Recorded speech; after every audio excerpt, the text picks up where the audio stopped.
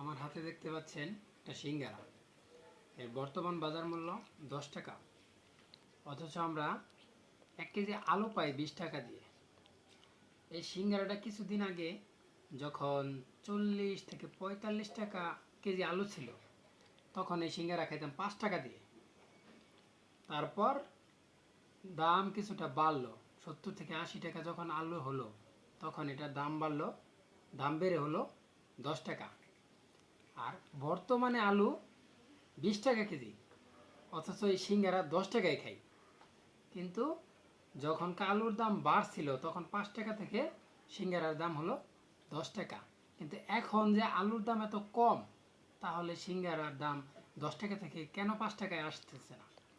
দোকানদাররা দাম বাড়ানোর সময় মনে থাকে, কিন্তু কমানোর বেলায় মনে থাকে না। এই হলো আমাদের দেশের অবস্থা।